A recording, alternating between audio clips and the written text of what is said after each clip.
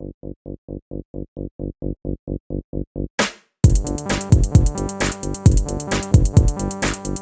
worried.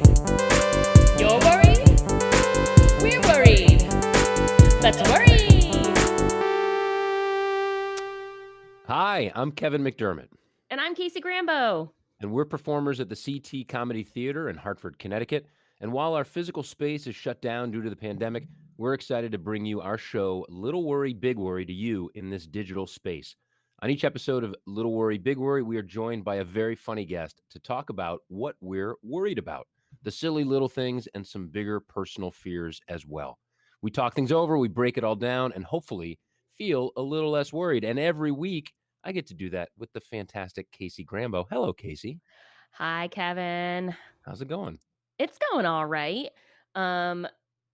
Just enjoying myself a cup of hot cocoa. Oh, with an accoutrement with a little add-in in there, or no? We did have some add-ins available, but I was worried about the expiration date on one of Okay. them. Okay. And I had a glass of wine with dinner, so consider this hot cocoa with wine in All my right. stomach. For those who have no idea what we're talking about, last week on Recommend Something Good, I recommended hot cocoa because hot cocoa is awesome. And for whatever reason, I had not had hot cocoa in years. Enjoyed it greatly. Recommended to Casey. Casey, in classic improv fashion, yes-anded me and said, Kevin, yes to your hot cocoa. Next time you have it, add some wine, which I did, and I loved it. Did you really? Yeah, I did. I liked it. The That first is couple sips were weird, and I was It's like, weird. "Fuck, how do I tell Casey I think this sucks?" But then it got better. It got way better. But yeah, the first it's I don't even know if it was, I mean, definitely psychological because I think it tasted fine, but I was primed for it to be weird. So I Mhm, had a reaction of it was weird, but then after a mhm. couple sips, I did enjoy it quite a bit. That's implicit bias, and you Is that overcame right? it. Yeah. Yes, I did. I was biased against that goddamn wine and cocoa, even though I trust you tremendously, and And I knew it would be good. well, you're good to I think I'm good to trust, and also, I would be hesitant as well. So, you're I think you're all right. You're doing a Okay, good job. it is a great drink, and I enjoyed it greatly. It's a new winter drink for me, Yeah. and I It's got, think like, grog medieval vibes for some yes, reason. To me, I'm yes, like, I feel like I'm just like an ancient, I don't know, person just being like, wine, chocolate, hot, you and know? it just goes together very nicely. I need to just throw my sister under the bus because Yep, she do it. does mulled wine. Have you ever had mulled wine? I have. She makes Yes, it, and I love my sister tremendously, but but is I it bad? I I do not like it at all. But it's kinda one of those things of, like, it's a tradition. We go to her house for Christmas and Mhm, celebrate a couple days there. Our kids are mhm. the same age, and it was a That's wonderful, fun. wonderful time to be together. She makes But then mulled there's wine mulled every year. wine. I don't like it every single year we're there, but Do you drink it anyway? yeah, I do. Yeah, That's nice. just to That's be nice of you to polite. do. I was raised to be super polite and never complain. So, So then you're but drunk now I'm in a complaining bar. on a recorded show that my sister is definitely going to watch. So there we go. Sorry, what's your sister's name? This is Kristen. Kristen, sorry. My younger Like, sister Kristen, older sister Kara, but Kara doesn't burden me with bad warm wine. That's Kristen, stop weird. doing nice things for Kevin. He doesn't want them. Oh, I do love her. And I again, thank you because that's a new winter drink for me. The I'm cocoa so with glad. wine as per Casey's recommendation. I think there's somebody else who we love that we should, bring on in here. Oh, absolutely. Absolutely. So every week we do have a guest on our show, and joining us today is a Connecticut-based comedian and speculative fiction writer. She teaches and performs sketch and improv comedy at the CT Comedy Theater and is a member of the theater's artistic team. Her most recent short fiction publications can be found in Night Frights, Land Beyond the World magazine, and forthcoming Cosmas, Infinities, and Cast of Wonders. Her story, Are My High Speed Underwater Sperm Darts Normal? And Other Teen Questions, was a judge's pick for Queer Sci-Fi's 2020 Flash Fiction Anthology. Yes. Please welcome our guest, Brenna Harvey. Yay! Yeah, Brenna. Hello. Hey guys. Yes. Hi. So good to be here and to learn about sugar I can put in alcohol. And alcohol in your sugar. It's just all there blended together. Sweet one. Yeah. No, Casey was amazing to recommend that last week. And yeah, thank you. So I Yeah, do never feel like bad. it's that does sound like probably what killed King Henry VIII, like too much of that. Absolutely. He's just like, "Me wanting my chocolate drink." Now I'm drunk and I kill my wife. well, she Exactly. told him to cut it out. She's like, "You've had too many, Henry. Too many Anne hot Boleyn. chocolates. Let's get rid of it. Let's get rid of her."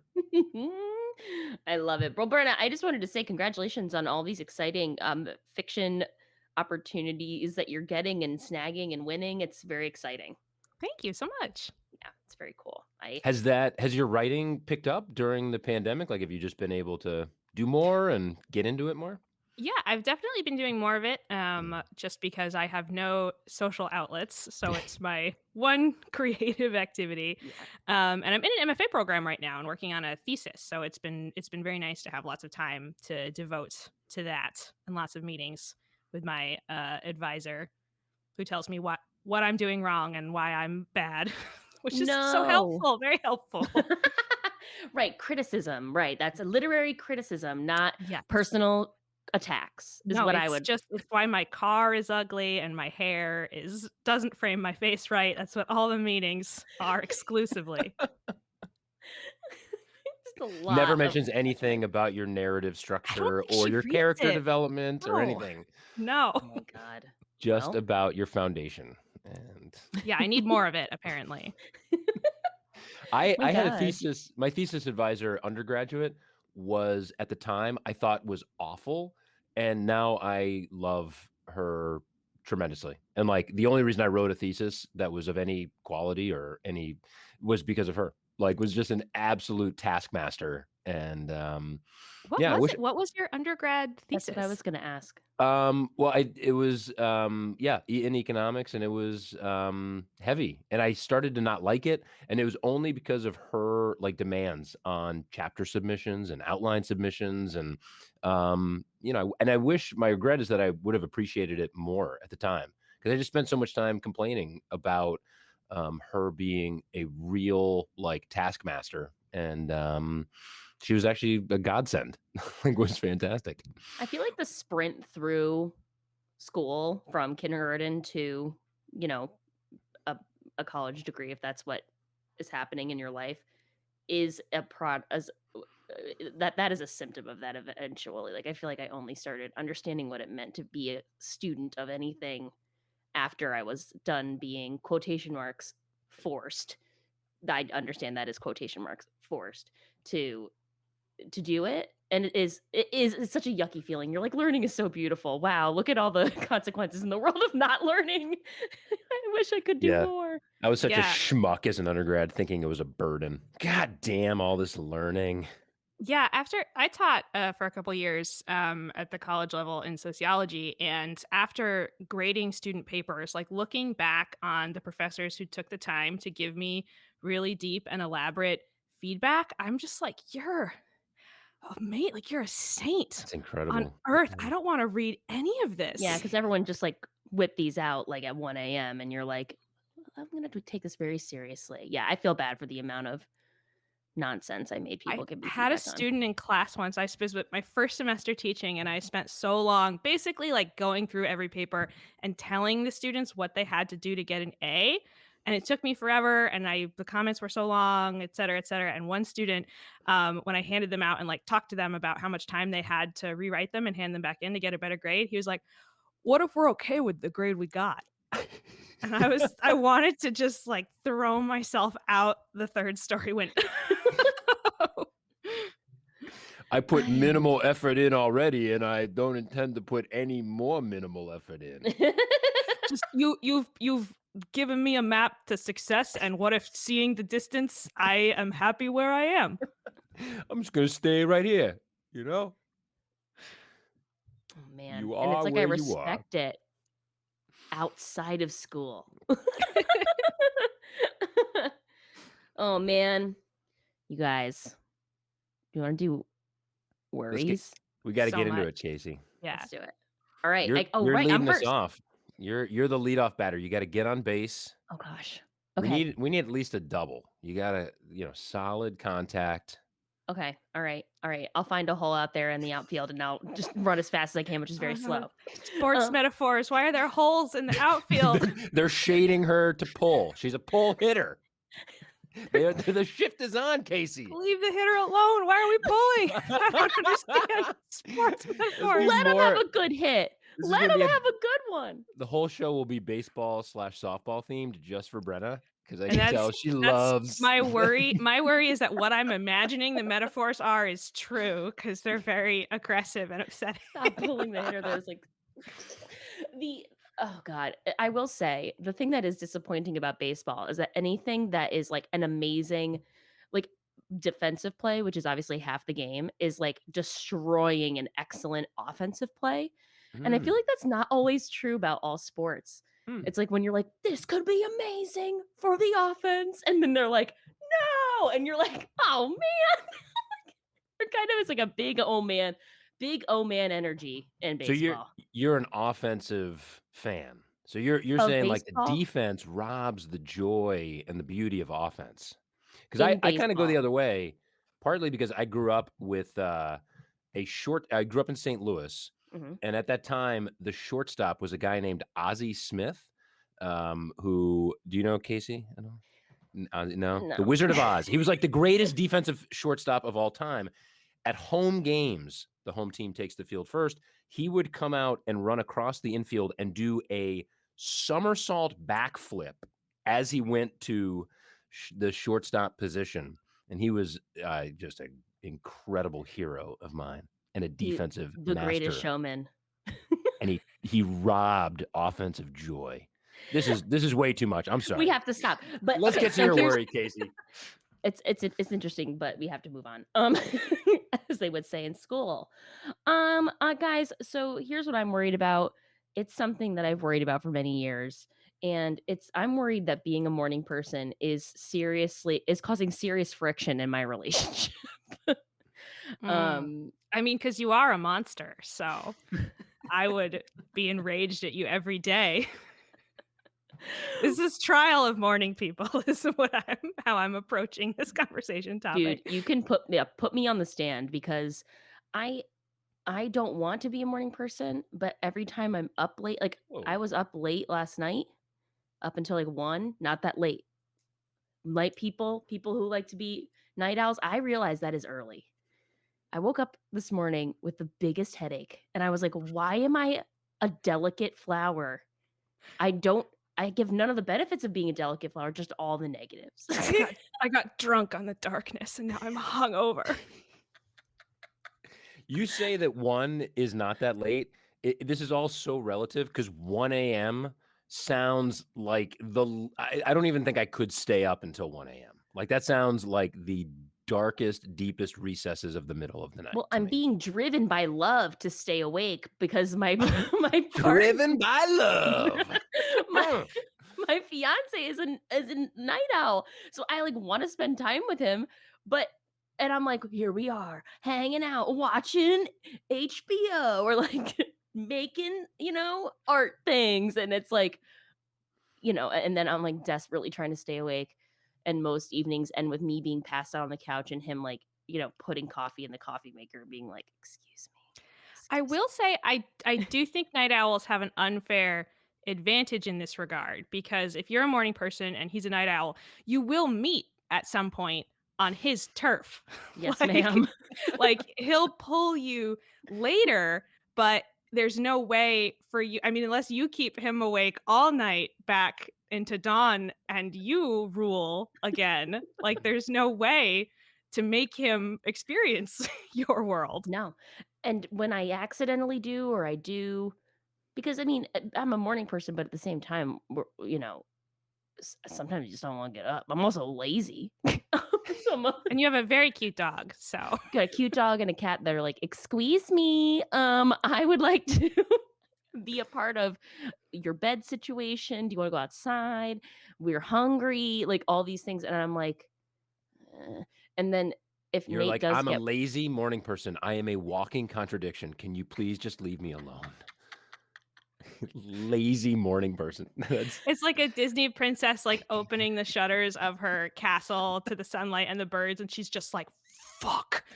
God fucking Jesus fucking Christ." that one shutter didn't open quite fully enough. I'm I don't awake. feel like opening it. Yeah, I'm just naturally awake earlier, but I'm like, I don't want to do this again because mostly because I'm tired because I'm trying to be a night. I'm trying to Because what you're do they call driven it? by love. You're I'm driven driven by by love love. to be a night owl. I was gonna say I'm moonlighting as a night owl. Just trying it on, just seeing if it fits. I don't know. Now, the question is Nate driven by love to be a morning person? Has he ever made that effort to be He driven? does. He Yeah? does. But I will say I don't like it feels gross. It feels Yeah. gross to like be like, get up, it's morning and I'm awake. Like, it and when I accidentally wake him up or if I like I'm like, you really gotta get up or whatever, there's a wrath. Like there is a wrath that I don't enjoy feeling. It's uncomfortable. You There's ri almost like just the portrait that you're painting has, like, religious overtones to me because Well, it's like here we go. the night owl is like, right, a seductress is like, "Stay up late, like, Mm. this is fun, this is pleasure, this Yes. is nightclubs and HBO, late night TV." Dionysian, yes. Yes, And just then HBO dunked in wine. the morning person is like, "Shall we jog? Shall we have time to prepare our oatmeal? Shall we get started It's early embarrassing. upon our paid employment?" Like, there's, like, a kind of it's like, let's be healthy and good, which I feel like is another disadvantage. I'm being pulled toward sympathy with your plight as I As you imagine. reveal all the beautiful things that an Apollonian, healthy, oatmeal-filled existence Oh, would it's Apollo provide. versus Dionysus, is this? Classic. I want order. I was, I wanna walk in the morning, and that is the most, like, we are truly this dichotomy of Nate's like, You are the sun "No." chariot, yeah. It's so funny, and, oh, man, what was I gonna say? Oh, really quickly, the thing that is so funny is that when Nate is in when he does wake up and it like in a way that he's like, I woke up naturally and he's the most sweet, like he's just like so happy. And I'm like, oh no, like couldn't this be every day? It's so sad. It makes me laugh, but he's lovely and everything's fine. But it's hard. I'm sure other people have this problem, but are y'all in relationships with opposite people when it comes to morning and night people? I mean, professionally, I'm usually awake by 4:45 Gonna be a and no out from me. out the door a few minutes after 5. So and I've been doing that for 20 years. And yeah, but I also like my whole life I've been wired like as soon as my eyes are open, there's a like adrenaline like I'm wide awake. So 5 a.m., 6 a.m., 7 a.m., whatever, as soon as I open my eyes, I am like running 100 miles an hour. I also I like to the Dionysian and Apollonian kind of juxtaposition. The hours of like 5 to 7 a.m., I love being awake. They're I beautiful. really do I've heard love this. being awake then. The hours between like 11 and 1 or 12 and 2, they do nothing for me. Those don't appeal to me. So I think like They feel like I'm climbing a ladder to nowhere that I'm falling off of. Yes. Yes. And the morning, I'm like, wow, I have reached Running downhill. I'm like, come there. Yeah, that's a But great way to put it. it depends on context too, because like 11, I mean, if you're like having like a great conversation in a bar or something, or like a dinner party that's gone late because you're all Yeah. so passionately, just like sharing over wine or an aperitif or whatever. yeah. I know what that is. Oh, gotta Absolutely. get that digestive going on. You But make for that me, sound good, Brenna. I mean, that's not yeah, yeah. it's just because like night falls and like it's so intimate, and if you've spent enough time together, then you feel like you can really start sharing. So it's contextual. I Yeah, think you're that's fair. totally right. and there are some magical times, in those beginning hours of the night that are really awesome. And it is kind of, yeah, there is a cozy, intimate nature of it, but there is such a open, opportunity filled, clear crispness of early morning that's like, what, why is it like that? Like, why is there such a difference between, those two times? It's so unusual. It's potential versus salvage, I think. Ooh, Because when you start the day, it's nothing but pure potential. And at the end of the day, there's only so much time left to achieve anything. So I think there's like a ticking clock versus like open fields alpha Yes. and element. omega. Yeah. We gotta stop with these just Casey, Janelle hates the hours of 5 to 7 a.m. Like, really. so, oh yeah, oh absolutely. She's like, get up, do whatever the hell you want. I don't care. I will be Like, asleep for by just And I then. don't do make any noise. I Like, sort of think that is a little is not, like the compromise. But so like in my house, I've always been kind of a late sleeper. And like fatigue and like not being able to get up has been like a sort of like mental health issue for me my whole life. And my partner is super understanding and he gets up really early to have time before work. And we're both like former night owls, but now we're in our 30s and we're like, oh, goodbye.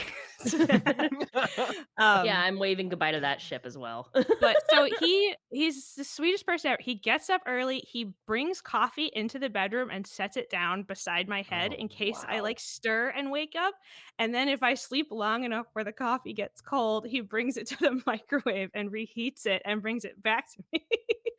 Um, What a mensch. Oh yeah, so there's man. just this, like it's like, yeah, the time is his and, like, on the weekends, he gets up earlier and, like, plays video games and, like, listens to a podcast or, man stuff. Um, but the fact that he's, like, super non-judgmental and, like, encouraging, but not, like, you know, "Oh, you're lazy," or whatever, which I think none of us would do to our partners, of course, but it does help me on those days where I am a little more alert a little earlier. That's I amazing. need to Yeah. I need to do that, and just yeah, like this past weekend I woke up early and I just was like, just go do as many things as you can. Let's see how many things you can do before Nate wakes up. Like not in a way that it was like, and then I'm gonna be like, excuse me. It was just like, I've done this, and aren't you so glad you got to sleep? It was like it was a total win-win, which was really fun. So yeah, I think it's there's a lot of worry. I think from there was the worry was in this like, but what if we don't spend our time together? Yeah. But it's also like there's a lot. Not like as I've said, knock on wood, there's plenty of time in between, whatever, 11 and 9 o'clock or whatever. that we But can I totally, yeah, see your concern there, Casey, because it is like, well, when do we spend that quality time together and Yeah, have, especially, I the pandemic has been such a challenge and quarantine and lockdown has been so challenging. Like it's been really wonderful to spend a lot more time with my kids and my wife and be at home with, my partner. And so that time, I think, over the next year or two may be reduced significantly as like I yeah, travel more and like get, and you're just like, all right, well, when do we spend that time together? And if your schedules don't sync, yeah, that's hard. yeah, yeah. It's inspiring to hear Brenna's very supportive coffee curating partner. Amazing. That's We're jealous. inspiration. But Well, yeah, I think finding ways to support each other in like the lifestyle that makes us feel good, then makes both like more equipped to be present in the moments you do have. facts. There it is. What a bow on that one. It's Jeez. I done. help too. Dude, I'm good too at night. After he goes to sleep, I scoop the cat litter. So I'm not a I do And I my terrible. put it near his head, and if it's not warm in the morning, I Plug it put to it the microwave. And I just mm-mm. That's so disgusting. I love it. Brenna, that's enough from me. I want to hear about your little worry. So my little worry is very silly. So as I mentioned, I've been writing a lot more and I've been trying to take like having a professional writing career more seriously. To believe that it's a thing I could do because people do write books, people like to read books, people make a living as a professional author. It's possible. I'm just really scared I'm gonna write and publish and be known for a really, wretchedly bad book. Like, I'm just gonna write a real stinker right out of the gate and just be panned and ashamed. 'Cause Oh, no. Just a bomb before you even get started? yeah, that Oh, it's just man. such a struggle to write a book, and then it's so hard to write a decent book. Yeah. And then here's the other thing is that, um, everybody these days, I feel like is, I mean, not everybody, but it's I think really common these days to be a, like, very critical reader. Mm, Um, and writers themselves, like all people are better readers than they are writers, no matter what, writers included, 100%. because you Mhm. always spend more time reading than you ever do writing. So even when approaching your own work, it's like you can see everything that's wrong with it, but not necessarily be immediately equipped to deal with those things because you're better Mhm. at reading than you are at writing. Hmm. Um, so that's just also a thing I've been thinking a lot about, is just like I think criticism kind of is one of our like um default social activities these Mhm. days where it's like what do you Have do? you seen this? It's like, yeah, have you seen this? And it's not just like this happened, this happened, this happened, this happened. It's like this happened and like I just really think they're, kind of reinforcing like this really toxic gender trope and like this happened and it's like it's a trope that they didn't invert, they didn't subvert it, like it wasn't transgressive. They just played it straight and like that's so cliche. Like people Just to have are that vocabulary that People that do. yeah, that is the way people discuss it, and it is so elevated because of our access to so much material, whether it's movies or TV or books or podcasts or whatever, that you have, like, the luxury of being, like, hypercritical of, like, if this podcast doesn't work for me, there are 800,000 others that, like, I can go to. Mhm. Um I wonder if there's, like, an element of, like, the takedown, like, that we like the harsher the criticism, the more, I don't know, like, we are attracted to it, because I think it you're feels so good. Yeah, like, yeah, it allows you to, like, exert expertise over a thing, and I think that always feels, like, righteously good. yeah, yeah. It's a I do alarmingly so, yeah.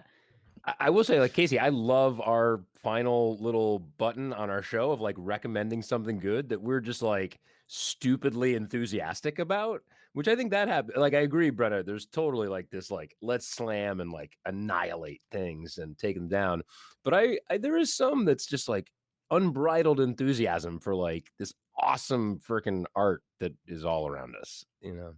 But, Kevin, it's hip to be miserable. So, I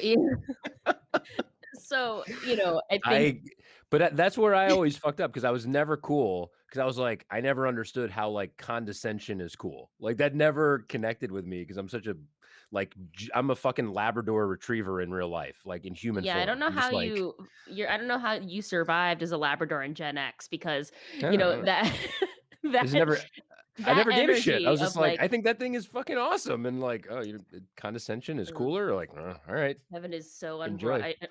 Kevin's unbridled joy is so I mean, lame. I I don't blame you. I mean, I do think condescension I think the other thing is that it gives people a false sense of power. Yeah, for sure. Yeah. And this is me being a whatever douchebag, but I think so many people in their working lives or whatever, they feel so powerless, right? It's like I spend all my time working to make money for someone else. Mhm. So what do I then do? I go on my, Reddit about Marvel movies and I shit talk them because then I feel good and I feel powerful because I'm an expert and this is how I make my friends and I'm fun to be around because I'm so smart. Yeah. That's so right, though. I think that's so right. Yeah, whether it's music and, like, shitting on pop music, like, and people are entitled, obviously, to their, heartfelt opinions, but so much of it seems like it's just put on, and people are trying to wear, that critic's cloak that, is overly critical. Ooh, The Critic's critic's Cloak. cloak. That's my, actually, that's my, ska band. I'm in a ska band. It's the Kevin's not critics. into hats. He doesn't wear a critic's hat. He wears a My cloak because cloak. he's a gentleman. Brenna, I back wanna to you. wear my cloak to the event. I can't It's wear a hat ooh, inside. it's Sorry. you receive your cloak when you become a full-fledged critic. Right. Your original worry, though, Brenna, I was struck that, like, the writer's nightmare of writing a bad novel, is that akin to, like, the or alike to the actor's nightmare of forgetting your lines, like being on stage and not knowing. Oh, but you write your own lines. So Yeah. But that notion that, like, you're gonna writing, like, of all the things, I don't know if that I can say that fairly. It just seems so intensive and like, it's so individual for the most part, and so, like, laborious. Um, And I think the thing that's really freaky is, and this is the thing where I'm like, "Oh my god, this is why it's so hard for me to, like, actually be like, write something," is because at some point you have to let it go, and that's the point, I think, that the moment when you're, like, the big risk of, like, let it fly, like, we've stopped, like, to actually be a published writer, you have to let someone read it, and then there's the risk of it being trash, and I don't it's so interesting, like, I wonder I wonder how hmm. much nowadays, like, a first book flop would affect, you know, someone's career forever, because I feel and like this is it does. This is the other thing is now I've There attended, you like, a go. bunch of professional workshops and stuff like that, and we got, like, a bunch of lectures that are like, "You only get one first book." Mhm. Putting the fucking fear in you. Yeah, to the Yo. point where lots of people will if their first book flops, they will write under a new name. Oh. Yeah. So So, maybe you like, have a to book write a So bunch that's of why books and yeah. then pick one. Oh my god, that's so much work. Ew. That's J.K. Rowling's new pseudonym because her first series was so unsuccessful. Right, yeah, I think her new series of, like, shitty turf blog posts is not going over really well, so So to the point of blog posts, Casey, I agree with you that there is like, you put out this like product and you have to let it go. And for Brenna, for you, like crafting and revising and editing and like painstakingly like writing. But there's also this whole huge volume of writing that is like instantly disposable on blogs and on like just like this diarrhea that's spewed all over. And I wonder if there's any difference like in our expectations of writing or our understanding of writing between those two, because there's like just endless amounts of shit online that somebody wrote I don't even versus go there. I don't even yeah. go there. Like, I know there was, like, a space in the time where we were young people, Brenna and I, that, it was like a live journal. Never went there. I've never gone to someone's blog and, like, read it. I do It's too much. The thing that I'm hoping is that there will be, like, I think there's so much stuff that isn't good that people like that I doubt, Bretta, your book will be so bad that no one likes it. And I think that the critics, I think the critics who wear those cloaks, that if Yeah. they're an amateur critic, you know, it's it'll matter to the point where it will matter. But I think people are also kind of letting a little bit go of, like, the importance of the big critics, of, like, they're people are starting to question them, of, like, "Who's for you to say, mister?" You know, but The I don't know. cloaks are losing their power, and the amateur critics in their hooded sweatshirts, they are like, yeah, they're taking over. Yeah, so I'm hoping, like, a couple people on Reddit really like your book at the minimum. And I mean, this is the other thing that I tell myself, is that if you are a working writer and you write a couple books or more, like, you're gonna write a bad book. Mhm. Like, Mm. even every author who I really adore and admire and, like, sort of in my head bottle myself after or whatever, like, they have stinkers because Mm. the number of things that have to come together in a book, of, like, really interesting character that people sympathize with, a really engaging story with a conflict that feels meaningful, that builds in a way that's exciting and engaging and resolves in a way that's both emotionally powerful and has, like, larger themes that speak to something more important and more significant beyond the individual story. It's like that's so many things that have to come together to Mhm. be transcendent that it's like it's not gonna happen every time. Right. Wait, guys, I have a dumb question. Maybe you'll know this, because when I'm thinking about people who are prolific, people who also have stinkers, like, what was Stephen King's first book? Do we know? Carrie. It was Carrie? Okay, Mhm. so that's a good start. Good start. Good Or at least start. that was his first published novel, I think, and it was, I mean, he had tried to publish short stories and other stuff for a long time and gotten rejected, And then that one was a runaway bestseller. And he's written a lot Mm, of books, and a lot of them have been good, and a lot of them have been bad. So yeah, that's very interesting. And now what I think is, oh, I'm sorry, Kevin, go No, no, ahead. no. It was Stephen King. He's just like he's a volume shooter. To return to sports metaphors, which is a basketball term, like he just throws it out, right? I mean, for the most part. Yeah. yeah, Okay. I think generates a lot of material and has a bunch of editors also who now sort of help him curate, Uh, which is cool, which is a good place to be. Very cool. I mean, that's very interesting. What was I gonna? It doesn't matter. I'll have to edit this out. Me being like, I don't remember. And I think the well, it's fear getting late, Casey, so you should be off to bed So pretty soon. sweet. So it's after 9 o'clock at night. Now we have I to leave see this in. Dionysus tapping on your window with a Yeah. big jug of Roman wine and Play, Casey, play. I I guess have the I have Come and laurels for your hair. come and dance in the fields. Oh God. Brenna, you're incredibly talented, so I don't think you have to worry about writing a bad book. How it's Mm, received, that's out of your power, I think, Yo, right? oh In a no. way, Yeah. you know? Well, I mean, the fear is dual because like I would hate to write a book I feel good about that nobody likes and That to feel yeah. persecuted about it. But if I write a bad book, I want to be able to acknowledge it too. Like I want to be able to like own it and learn from it and grow. So I think probably the real fear that I'm uncovering here is the idea that failure would make me stop at a thing I Mm, care a lot about. That's So it. that's just a thing I have to like gird my loins yeah. against eternally. Yes. Yeah, it is a cliche, but I having failed big a couple of times in my life, professionally and personally, you're just like, those were necessary. Like, and at the time they were brutally painful. But all right, I was fortunate to have circumstances that like could rebound, but fuck the failure. Whew. It is yeah, it's gut wrenching. That's for sure. We're starting to get into our big worries, Casey, Yeah, I already. think we Oh are. man. I think All it's right. thank you for sharing that, Brett. That was I'm amazing. yeah. Let's go deep again, Kevin. I'm gonna offer my big worry, and we're going back to partners. So we talked a Okay. little bit about our differences in scheduling for partners. I'm going to talk a little bit about my worry of um, my ability to share things with my wife and partner versus the way that she wants me to share.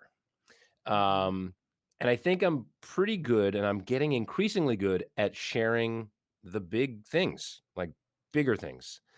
I suck at small things, at sharing smaller details of my life, of my day, of my, just the minutia almost. Um, and I think that that's important to my wife that like I share those really small things. So my worry is that um it doesn't come naturally to me at all to even like consider sharing them, like small little things from my life. But I know that it's really important to my partner. Mm. Um and I so it depends on how generous I'm being, how I feel about it. I'm like, if I'm feeling, stupid and kind of like entitled, I'm like, but I share the big things. Like, what do I share big important stuff. And if You I'm know all feeling the worst ways I could imagine to die. Is that not enough, my yeah, love? I've shared my Is that dreams with enough about you. me? Yeah. Or if I'm feeling like more introspective and like self-reflective, I'm like, oh shit, I wish it would come more naturally to me to just share small things with my wife. Cause like, I don't know, that sometimes is what's depicted on TV or movies as like a healthy relationship. And I do think that's what she wants. So I don't know. I I've been thinking a lot about it. I'm curious about something. Because I do think that there's inclination and then there's like willingness, and I think they're like kind of two different moments. And I'm just wondering, like, are you someone who, when asked about stuff, you kind of will withhold, or is it even if you're like, or will you filter out and be like, that's not important to share, that's not important to share, and then Or and Yeah. are you like someone who will walk into your home and then be silent basically and then not say anything until it feels like That it's important? that will happen sometimes, but that's not Yeah, the norm.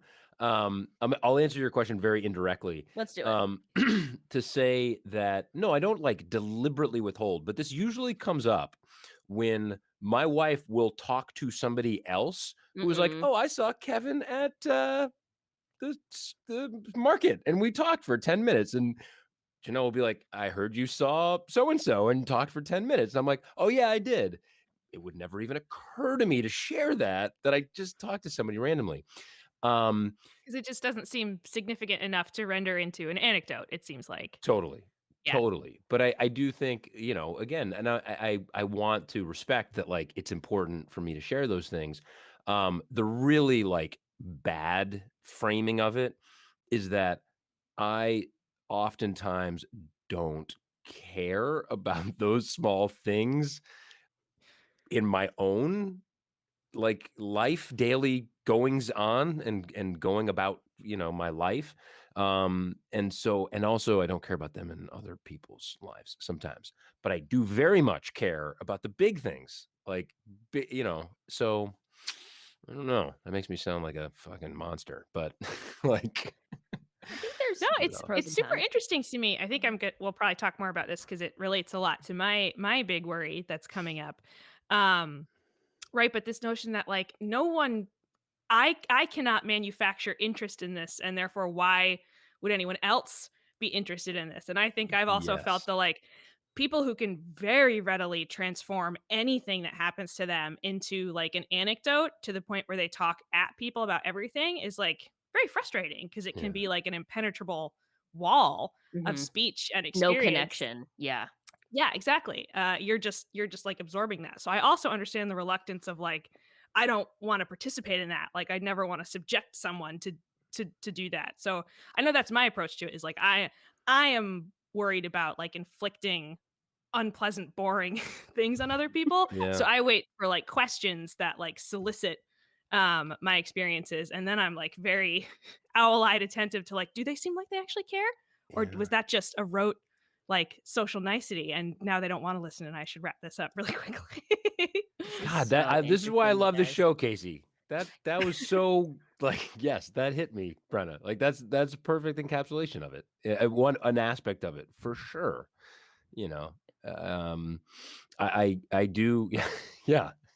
Once like a question is proffered, like I do, I'm like, oh, okay, this is interesting. I'll offer a little bit more. But unsolicited, yeah, I don't tend to do much. Part of me wonders the reason I bring this up is because uh, not that I think that there's 2 kinds of people, but I do think it's interesting that, like, I think there's sometimes people who, like, things that are happening to them are not always the same things that are going on to them. Um, Mm, and I I think I'm someone who oftentimes will align what I'm and this is making me make a lot of sense about who I am to myself. Whatever I am experiencing and doing is very much what's going on in here. Like, and it isn't necessarily always aligned, but it will inspire it. It will be very much like in tune. The audio and video are lined up. But it sounds like, and I don't know, Kevin, if this is true about you or Brenda, if this is true about you, but it sounds like that you can kind of have split things going on that like when you're going to the market aren't necessarily looking at the food thinking about how the food reminds you about something or it's you can be holding a completely separate thought journey going on and then so I'm wondering if that has anything to do with this because Right, it's like you're chatting with, Kelly or whatever, but in your head, you're like, "Oh, would I be the same person if I had been born speaking another language? legit Like, am I is who I am fundamental to me, or is it filtered through the tools that allow me to interpret my reality?" And Kelly's like, "Kumquats are so good in salad." I wish my thoughts were as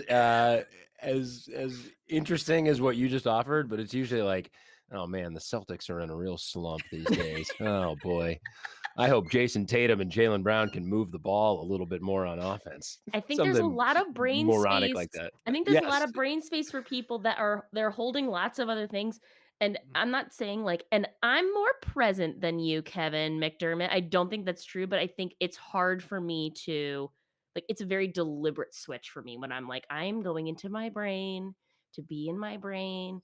And it sounds like you can do both. And that's why you're not processing those things that are happening to you as like a plot in your life that you're like ready to tell like point by point to somebody.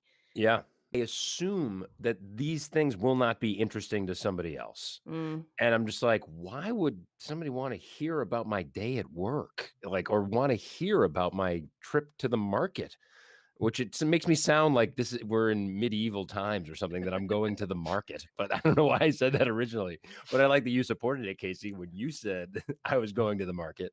Um, but yeah, I'm just like, why would I tell this thing? Like, which yeah, I'm not certain. Which I think is a compassionate impulse, is to question, like, am I subjecting someone else to like a kind of dull processing of my experiences? Hmm. But I think for a partner, it's like, yeah, what typically they care about is, not necessarily like what's happened to you, but like what has been significant to you today.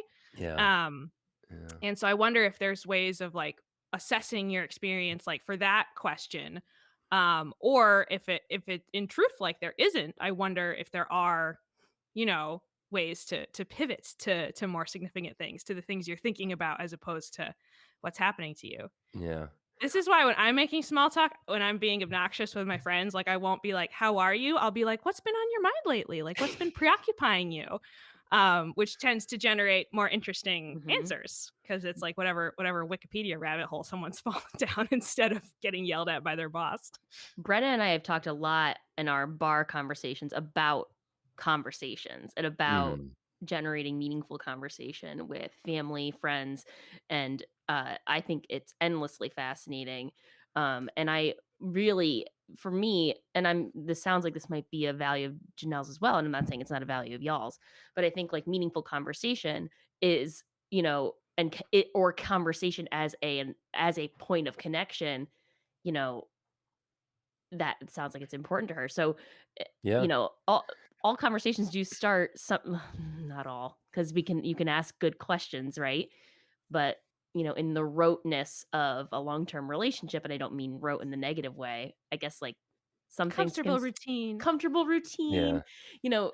those conversations can start from just kind of, like, spilling the deets and then thinking about what was really And rolling. Yeah, and that yeah, certainly I think is the case when I do share those small details. One final aspect that I wanna get your guys' thoughts on is yeah. I oftentimes have, it's not necessarily an agenda, but, like, I will, like, I will be like, "I can't wait for the next time that I see Casey in the green room because I want to talk to her about this thing or this Hmm. whatever." And so I'm fine at small talk and I can do small talk, but like I'm like a conversation like sniper. I'm just like, I want to talk to that person about something specific that was inspired by whatever. Um, and so it's like oftentimes, yeah, very targeted. And I don't know if that applies to this impulse to not share smaller things and to have more of an agenda, kinda to get into that deep conversation, which I love having, like, in depth, but, oftentimes with a target. I mean, that's cool to me because it implies it's like, oh, I'm thinking a lot about what other people are passionate about or are experts in or have knowledge of that I would love to steal, to Yeah. excavate. Um, but yeah, I could see that then potentially like shutting down opportunities for like happy accident discoveries of like insight someone happens to have that you might not have thought they'd have, or like, a weird point of connection or something like that. It's a blanket for my social anxiety as well, of, like, if I go to the green room and there are 10 people in there and I only know 2 or 4 or whatever, like, I'm I gonna better have something have to talk something to about with that person, and I'm not gonna get trapped with someone that I don't really know super well and like that. So, I think that's definitely a part of it as well, which doesn't apply to my partner because 'cause I've known her for 12 years So or no, what do Jesus. you like to snipe your wife about? Like what Oh, like man, I what don't know, when do you like this is a PG-13 show, I can't talk about sniping my wife, man. Oh my Brenna, god. jeez. Kevin, I heard that you were talking about sniping me on your podcast and you didn't tell me. I'm just curious The because yeah, euphemism, baby. I can think of a bunch of things where I'm like, I mean, these days, because my partner Drew is like my main social outlet for everything. I'm like, Yeah. I saw a bird today. It was So a I red bird. And so I want his opinion on anything and everything because he's my only human companion. Yeah. But I'm curious, like, yeah, what are things that you're like, I gotta talk to my wife about this because she'll have something really cool and interesting to say. Yeah, I mean, there are many times a day where I'm like, "Oh, I can't wait to tell Janelle about this." Or like, yeah, that there are I do select and do kind of like filter, like, "Oh, that'll be, I can't wait to tell her about that." Because there are, yeah, it usually is about people and like behavior that is notable, either for like being weird or outrageous or I don't know, just off. She's a psychologist, I should say. So I don't know how much that plays into it because most of her workday she can't talk to me about. She's not not able to share anything. Mm. It's like, what's it Uh, like without HIPAA?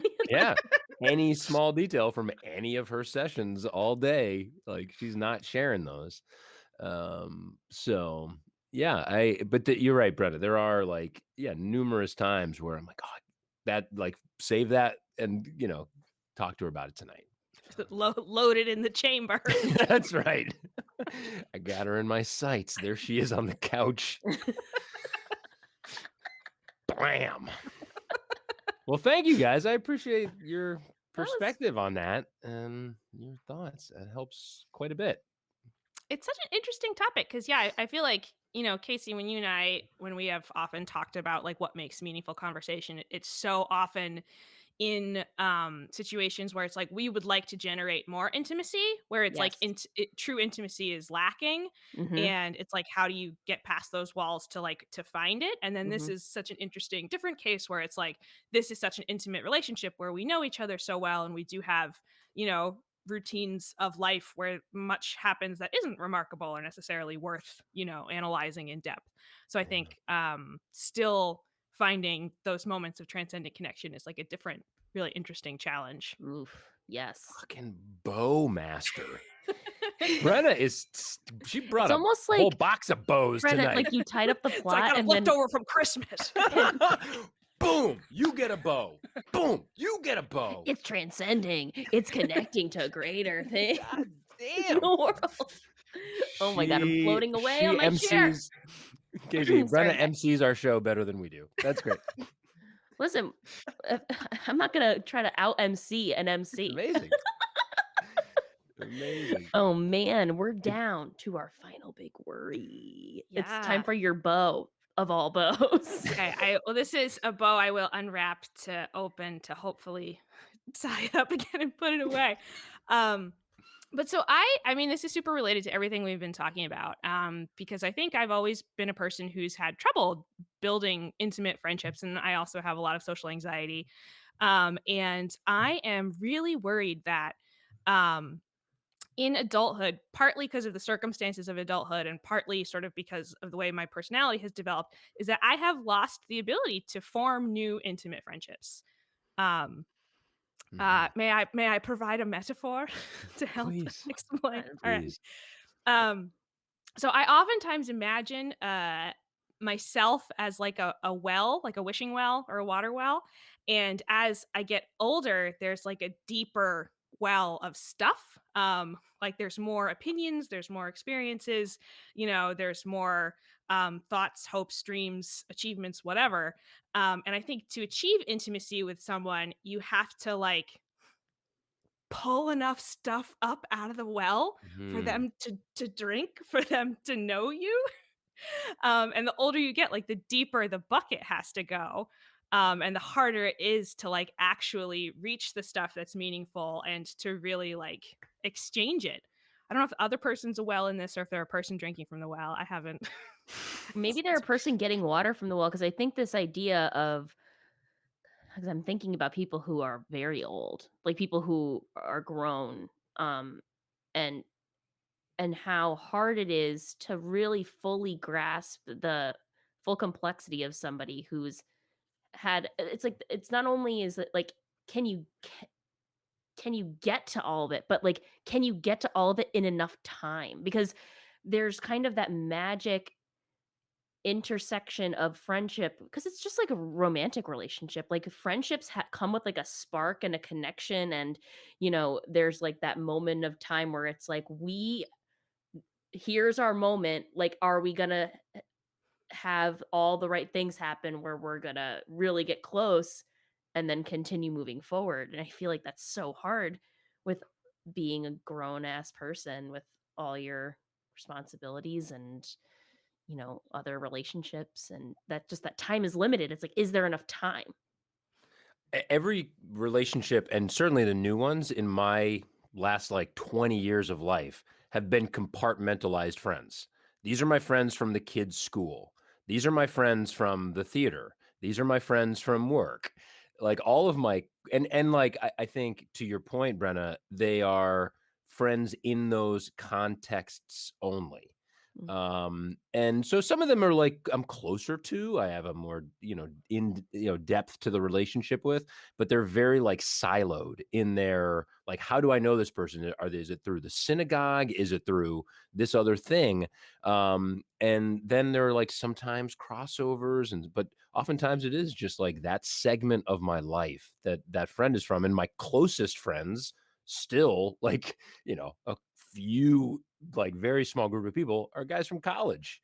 And I love and really feel close to people I've gotten to know over the last 20 years, but it remains kind of compartmentalized, and how to break through that and get a little bit more depth, which I think I've used the word depth 58 times in this podcast, by the way, How dare you? is important. Yeah, it's like that's hard. It's really hard.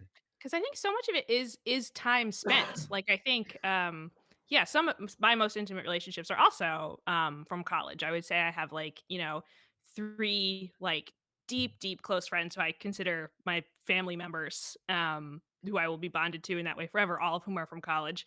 I think in part because um, right, we met and like you said, Casey, there's like the spark, there's this like, oh, this like connection, this transcendence, like this, like we get each other in this fundamental way.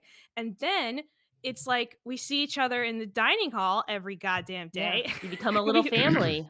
Exactly, yeah, we take classes together, we skip class to, like, go sit in the sun on Horse Barn Hill or whatever at UConn, Yeah, um, and right, it's a life circumstance that is set up for you to not be siloed, where it's like you can Yeah. see each other so often, so casually, so easily, you're so accessible to each other that then that just, like, kind of automatically deepens relationships, yeah, and so I think those circumstances are really you cannot achieve them, like, accidentally the way you can in younger years. You have to be so active and so intentional about it, yeah, um, which is I'm so gonna hard.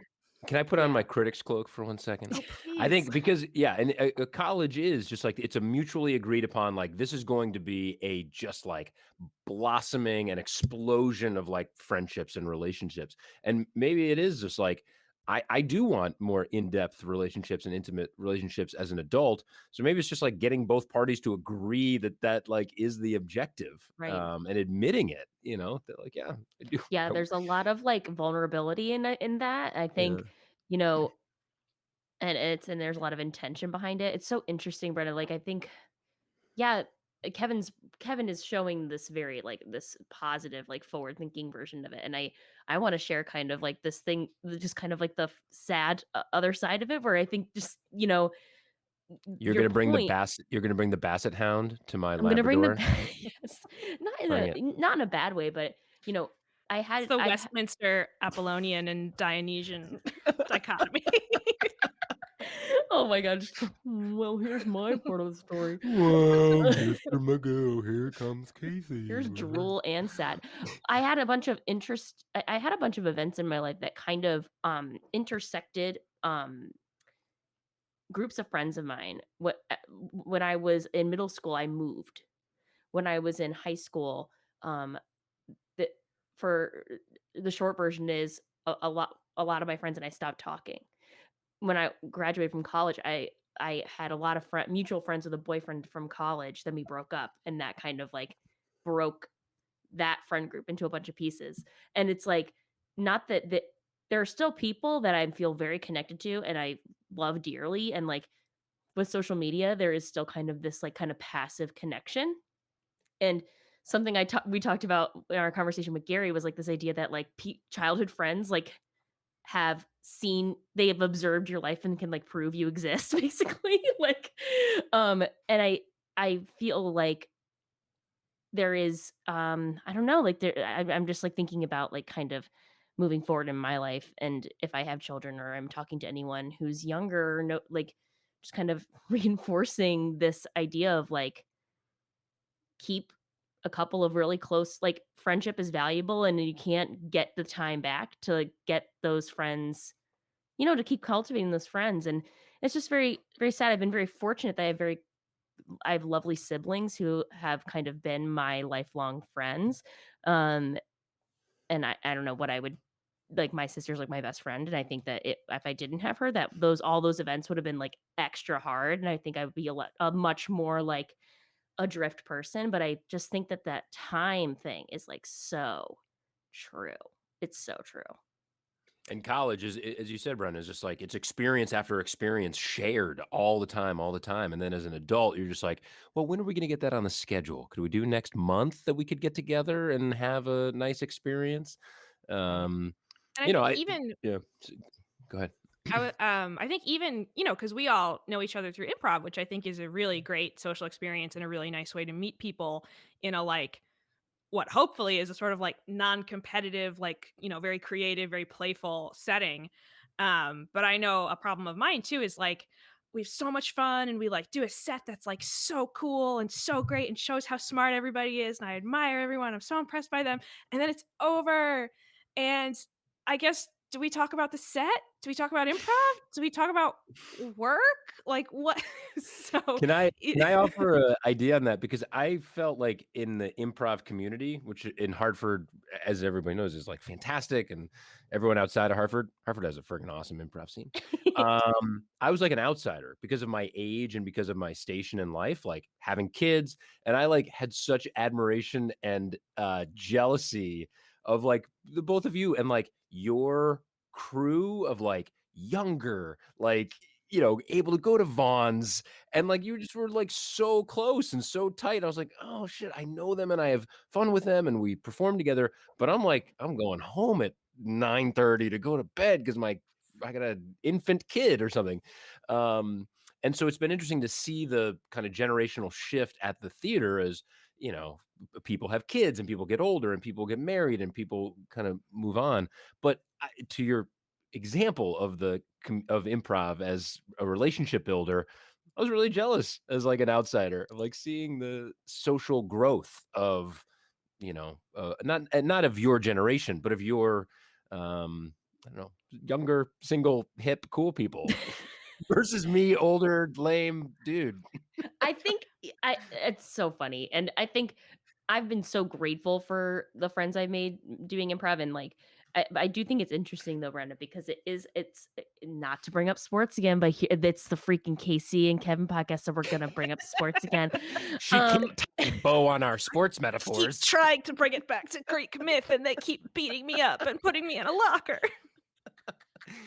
Let's put on our helmets, Casey. Let's go. so the you know, there's the game. We can talk about the game, and then and that's something we all can be together about. And I think you can talk about like your set. I think there's a lot of fun in that, and there's because of the non-competitive nature of improv, you can compliment each other, and it's not like, oh, Brenna did so well during that show that she's gonna like start before me in the next improv show, you know.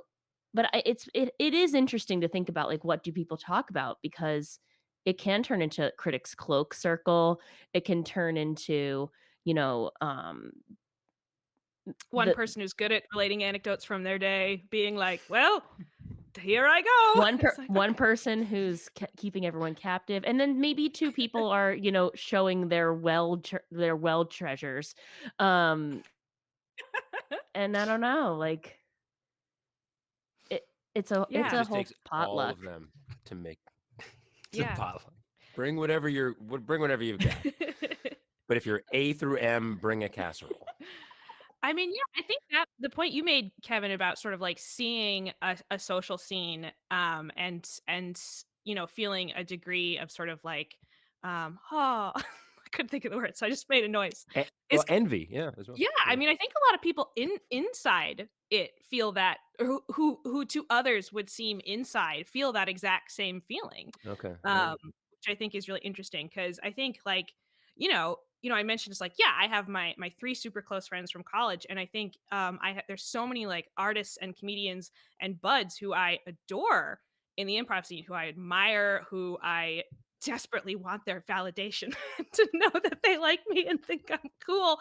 Um, but like, for instance, like, Casey, I love you and feel like we are very intimate in many ways. But then I don't know how well do we know each other? Oh man. All right. Well, Brenna, Let's get into it. consider this the agreement that we will become let's go well diving. And because I think you are very good at like, like you've invited me over for like wine on the porch and stuff like that. Because I think those kinds of acts like take so much, I don't know, courage to do. Okay, here's another. This is another bow. Mm. I think like asking people to hang out, in a just like work like a friend date, like we're gonna get to know each other better because I like you and want to become more intimate. That's how I feel, Kevin. It's the exact same way you were talking about of like, I can't, like, I don't want to do that. I don't know if they want this. I don't know if Yeah. they'll like this. Um, and I think for me, it takes so many like signs of interest and desire and reciprocity and stuff like that for that to feel like continually comfortable. And it gets so much easier to just like, see you at Vaughn's, like, I'll see you at the Yeah. show, like, so, Yeah. Like group date your friends yeah. for So sure. let's take the extra step. Let's have some wine on the porch Yeah. from 6 feet away. Yeah. Wine and cocoa. Oh, yes. There's the bow. God, she's so Yeah. good. This was so nice. Yeah, that I was wonderful. I appreciate you guys so much. Thank you, Brenna, for coming and talking to us. Thank you so much for having me. I think this initiative, this show, it's so cool. I think it's such a great, um, to do all the stuff we've been talking about, to, like, create a platform for people to share and to demonstrate interest in each other. It's really great. We thank you for being a part of it and for that was a wonderful, wonderful chat of our worries. We're gonna recommend something good, which I hope Mhm. is gonna be good. Casey, do you wanna go first or you want me to go first? I What do can you go want? first. Sure. Okay, so Kevin, I'm like 4/5 of the way through a book called How to Do Nothing, and Ooh. it's a tough read because it's basically like a self-help book, but it's like more like a philosophy book. Mm, And in the book, there's this concept that I'm like kind of becoming obsessed with that I wanted to introduce to you as an opportunity to go check it out, either in practice or in research or whatever, however you want to engage with it. And it's this idea of the called bioregionalism. And it's the idea of learning about what your environment around you is, and getting to know it like it's a group of friends almost. So this is connecting all the dots. This is the bow I didn't know we had, but like the birds in your backyard to the trees to the what is the rain? Where does your rain come from? yeah. All this stuff. I'm just starting to learn about this, but what they talk about is that bioregionalism reflects difference but not borders. And I was like, what is this fascinating idea? So That's a great phrase. Yeah. yeah. So I'm Nice. fascinated. Wanted to share it with you because I think it's good. I think it is the best. I'm looking for a book to read next. So thank you. How to Yeah. Do Nothing and How Bioregionalism. about I finish it and I'll give it to you? Does that sound like a good Sure. plan? Okay. That would be great. Okay. I'll get it when we drink some wine on your porch. There you go. I may go and read it in one of the amazing parks in Hartford. And my recommendation is Riverfront Recapture. So they're a local organization in Hartford, And I'm sure anybody who's watching or listening to this in other parts of the country, you have a organization like Riverfront Recapture in your town or city. Um, Riverfront Recapture in Hartford is responsible for the maintenance of all of the parks along the river, the Connecticut River, which runs right through the heart of Hartford. Um, and the people at Riverfront Recapture, I've done work with them for 25 years. They are amazing. And it's spring is springing. Spring is sprung. Not quite, but close. And whether it's Riverside Park, Great River Park on the East Hartford side, Charter Oak Landing, they just do an amazing job with various parks in Hartford. Great walking trails, places to sit, have a picnic lunch, or read a book on bioregionalism out Oh, in the park. snap. Okay, so I've gone for a walk on one of the park. I've done the Hartford side near like the patio and gone like Yeah. up towards 91. Like I've done that one, Oh, but I beautiful. have Yep. not gone to the East Hartford one, which I always look at and I'm like, "What are you?" So I So I wanna do that is that one. awesome. Go to the top of Adrian's Landing. For those not Okay. in, I mean, people in Hartford sometimes don't even know this route. Go to the top of the Adrian's Landing, and there is a sculpture of Harriet Beecher Stowe meeting Abraham Lincoln. There Oh. are then, I believe, 17 commissioned sculptures that go across the Founders Bridge, the Route 2 bridge, to East Hartford, and then down along the East Hartford side through Great River Park. Oh, I've seen some Um, of the ones on the Hartford side, some of the sculptures, but I didn't yeah, realize they go across the br it's the Lincoln What? Financial Group commissioned, I think, I don't know when, but they at a certain point, 20 or 30 years ago, they commissioned these pieces of artwork, that go across the bridge and then down along the river. That's Stunning, cool. stunning. There is a 15-foot lattice work metal horse on the East Hartford side. That is wild, like wild. It is like a gem of Hartford, This is what like the happens Alex when you're yeah, in a go ahead. boat too much, Kevin, is you're like, "Look at that horse." It's a giant lattice work horse on the That's shore. really It's cool. it's gorgeous and, like, very odd looking and perfect. It's wonderful. So, Alright, I'll do it. get out. Fine.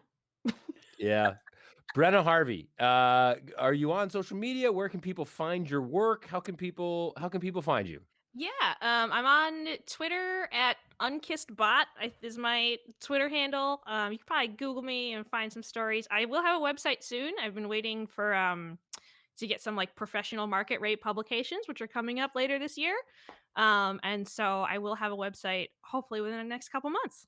Amazing. An Cool. awesome, conversation. Thank you for appearing. Congratulations on your, story distinctions and awards, recently. So, thank you, Brenna.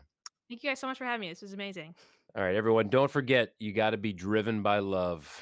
All right? Driven That's by love. what we Alright. always say. Bye.